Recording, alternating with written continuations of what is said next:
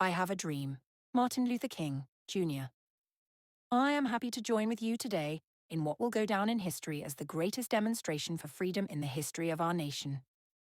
50 years ago, a great American, in whose symbolic shadow we stand today, signed the Emancipation Proclamation. This momentous decree came as a great beacon light of hope to millions of Negro slaves who had been seared in the flames of withering injustice. It came as a joyous daybreak to end the long night of their captivity. But 100 years later, the Negro still is not free. 100 years later, the life of the Negro is still sadly crippled by the manacles of segregation and the chains of discrimination. 100 years later, the Negro lives on a lonely island of poverty in the midst of a vast ocean of material prosperity. 100 years later, the Negro is still languished in the corners of American society and finds himself an exile in his own land. And so we've come here today to dramatize a shameful condition. In a sense, we've come to our nation's capital to cash a check. When the architects of our republic wrote the magnificent words of the Constitution and the Declaration of Independence, they were signing a promissory note to which every American was to fall heir. This note was a promise that all men, yes, black men as well as white men, would be guaranteed the unalienable rights of life, liberty, and the pursuit of happiness. It is obvious today that America has defaulted on this promissory note insofar as her citizens of color are concerned. Instead of honoring this sacred obligation, America has given the Negro people a bad check, a check which has come back marked insufficient funds. But we refuse to believe that the Bank of Justice is bankrupt. We refuse to believe that there are insufficient funds in the great vaults of opportunity of this nation. And so we've come to cash this check, a check that will give us, upon demand, the riches of freedom and the security of justice. We have also come to this hallowed spot to remind America of the fierce urgency of now. This is no time to engage in the luxury of cooling off or to take the tranquilizing drug of gradualism. Now is the time to make real the promises of democracy. Now is the time to rise from the dark and desolate valley of segregation to the sunlit path of racial justice. Now is the time to lift our nation from the quicksands of racial injustice to the solid rock of brotherhood. Now is the time to make justice a reality for all of God's children. It would be fatal for the nation to overlook the urgency of the moment. This sweltering summer of the Negro's legitimate discontent will not pass until there is an invigorating autumn of freedom and equality. 1963 is not an end, but a beginning. And those who hope that the Negro needed to blow off steam and will now be content will have a rude awakening if the nation returns to business as usual. And there will be neither rest nor tranquility in America until the Negro is granted his citizenship rights. The whirlwinds of revolt will continue to shake the foundations of our nation until the bright day of justice emerges. But there is something that I must say to my people who stand on the warm threshold which leads into the Palace of Justice. In the process of gaining our rightful place, we must not be guilty of wrongful deeds. Let us not seek to satisfy our thirst for freedom by drinking from the cup of bitterness and hatred.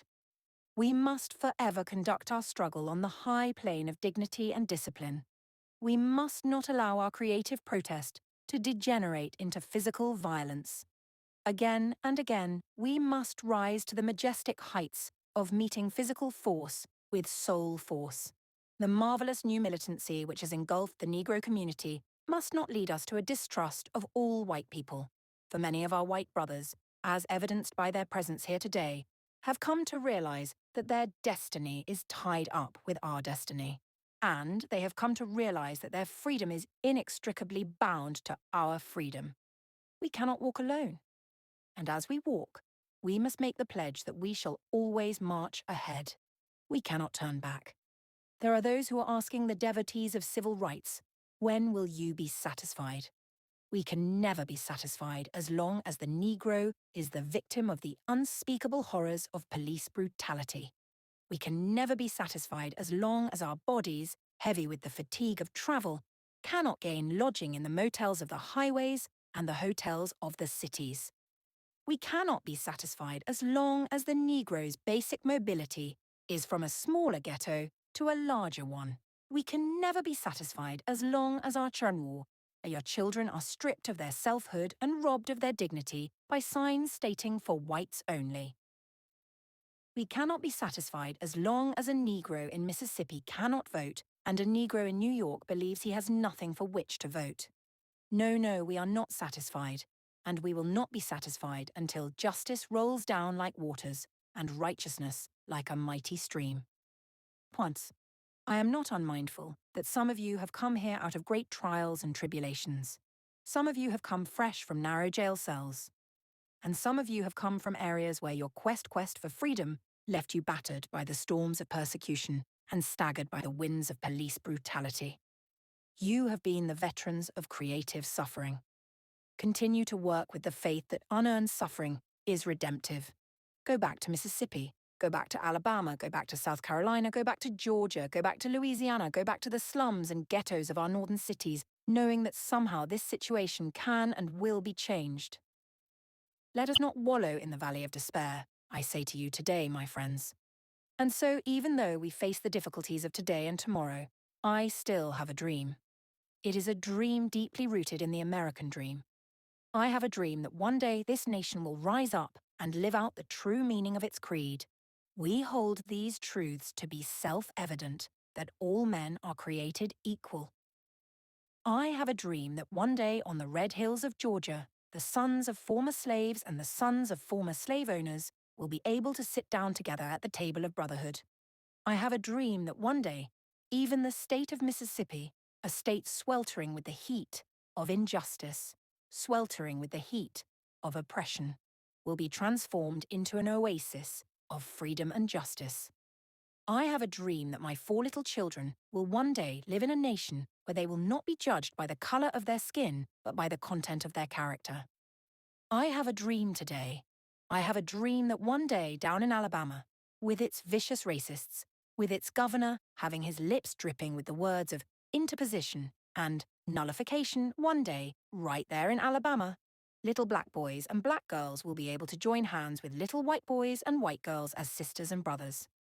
I have a dream today.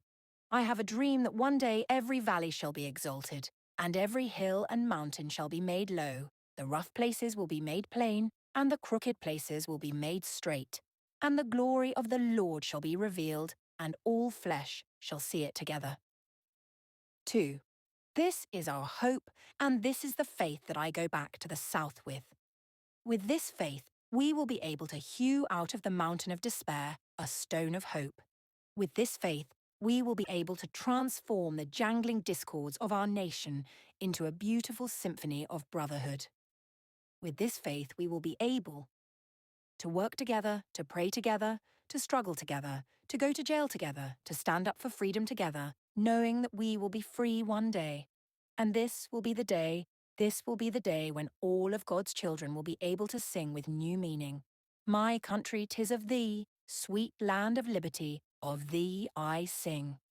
Land where my fathers died, land of the pilgrim's pride, from every mountainside let freedom ring. And if America is to be a great nation, this must become true. And so let freedom ring from the prodigious hilltops of New Hampshire. Let freedom ring from the mighty mountains of New York. Let freedom ring from the heightening Alleghenies of Pennsylvania. Let freedom ring from the snow-capped Rockies of Colorado. Let freedom ring from the curvaceous slopes of California. But not only that, let freedom ring from Stone Mountain of Georgia. Let freedom ring from Lookout Mountain of Tennessee. Let freedom ring from every hill and molehill of Mississippi. From every mountainside, let freedom ring. And when this happens, when we allow freedom ring, when we let it ring from every village and every hamlet, from every state and every city, we will be able to speed up that day when all of God's children, black men and white men, Jews and Gentiles, Protestants and Catholics, will be able to join hands and sing in the words of the old Negro spiritual, free at last, thank God Almighty we are free at last.